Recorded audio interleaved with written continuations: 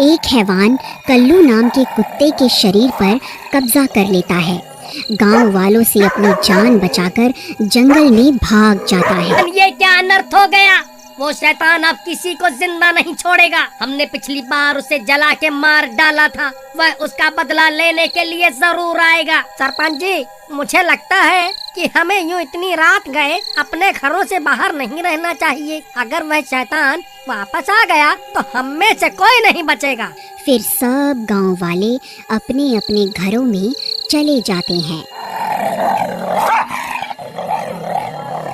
अजी, अब मेरे कल्लू का क्या होगा? उस कमबख्त हैवान ने उसके शरीर पर कब्जा कर लिया है। मुझे तो गांव वालों की फिक्र हो रही है। पता नहीं अब वो शैतान क्या करेगा। फिर अगला दिन होने पर एक लकड़हारा जंगल में लकड़ियां काट रहा होता है। तभी उस कुत्ते के गुर्राने की आवाज आती है।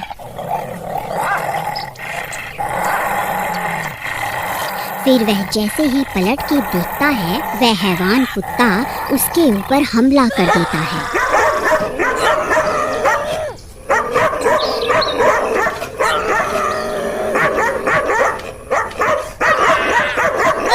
अरे मर गया रे! ये क्या चीज है? ये तो कोई कुत्ता लगता है। अरे मर गया रे! इसका मुंह तो भूत जैसा है। इस कुत्ते पर तो किसी शैतान का छाया लगता है। हाय रे! मर गया रे!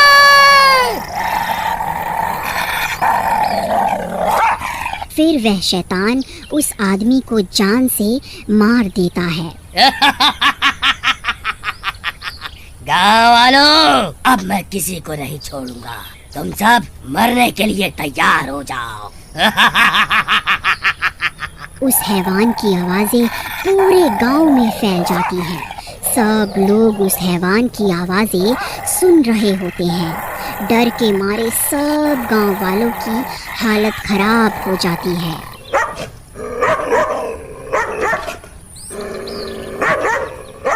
अजी, ये हमारा कुत्ता कल्लू ही है। कल्लू, तुम कहाँ हो कल्लू? अरे कविता, ये तुम्हारा कल्लू नहीं है, ये वो शैतान की आवाजें हैं। अब वो तुम्हारा कल्लू नहीं रहा, अब वो हम सबके खून का प्यासा बन गया है।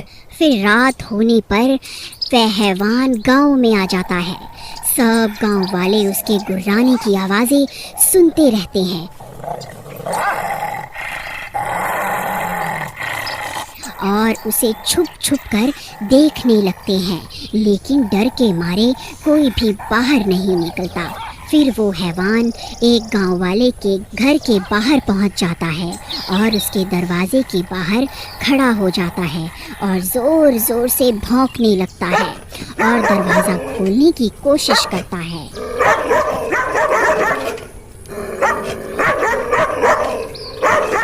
अरे भगवान, जल्दी आओ, मेरी मदद करो, नहीं तो ये कमबख्त भूत इस दरवाजे को तोड़ देगा। अगर ये अंदर आ गया तो हमें कच्चा ही खा जाएगा।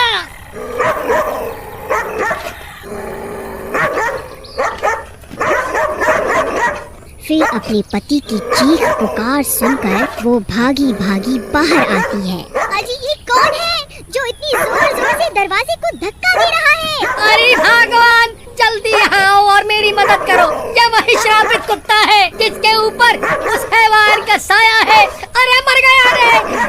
जल्दी मेरी मदद करो। फिर वह दोनों दरवाजे को अंदर से पकड़ के खड़े हो जाते हैं।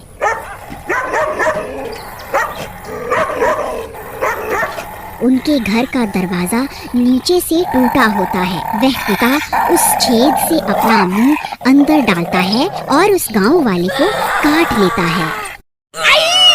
अरे मर गया रे! मर गया रे! इस कमबख्त ने तो मुझे काट खाया। अरे मर गया रे! हाय रे! बहुत दर्द हो रहा है। अरे कुत्ते, तेरा नाश मिटे। तूने तो मेरा पैर ही चबा डाला। हाय, अब मेरा क्या होगा? हाय, मर गया रे! हाय हाय। अजी, अब कहीं आप भी तो भूत नहीं बन जाएंगे ना? अजी, मुझे तो आपकी हालत कुछ ठीक नहीं लग रही है। आपकी हालत तो बिगड़ती ही जा रही है। फिर देखते ही देखते वह भी भूत में बदलने लगता है। तभी उसकी पत्नी भाग कर जाती है और पास में पड़ी रस्सी से उसे लपेटकर बांध देती है। तभी वह गांव वाला भी भूत बन जाता है।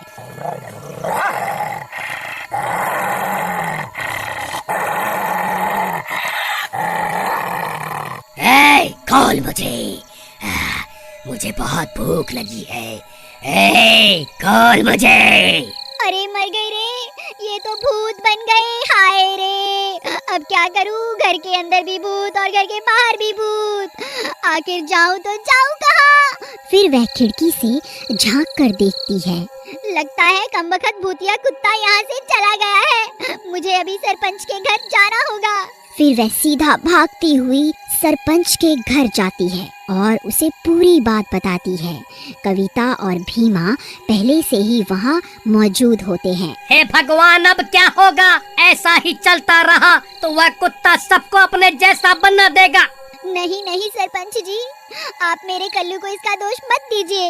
मेरा कल्लू तो खुद उस हैवान के कब्जे में है। इसमें उस बेचारे बेजुबान का कोई दोष नहीं है। सरपंच जी, हमें उस कुत्ते को जान से मारना ही होगा। उसके साथ साथ वह हैवान भी मर जाएगा, यही ठीक रहेगा। नहीं नहीं, मैं किसी को अपने कल्लू को मारने नहीं दूंगी। मैं अपने कल्लू के पास जा रही हूँ। अरे कविता, अब वो हमारा कल्लू नहीं रहा। तुम्हें अपने सामने देखते ही वह तुम पर हमला कर देगा, फिर तुम भी हैवान बन जाओगी। नहीं नहीं, मुझे अपने कल्लू पर पूरा भरोसा है। वह मुझे जरूर पहचान लेगा। ठीक है कविता, तुम्हारे पास एक ही मौका है। अगर उसने तुम्हें नहीं पहचाना तो सब गांव वाले मिलकर उसे जला के राख कर देंगे। फिर कविता भागकर घर से बाहर निकल जाती है। वह जैसे ही घर से बाहर निकलती है, वह हैवान वहाँ पहुँच जाता है और उसके सामने आकर खड़ा हो जाता है। वह उसे देखकर गुर्राने लगता है। वह बहुत डर जाती है। कल्लू, तूने मुझे पहचाना नहीं? देख, मैं तेरी मालकिन हूँ। तभी कल्लू उसके ऊपर हमला कर देता है।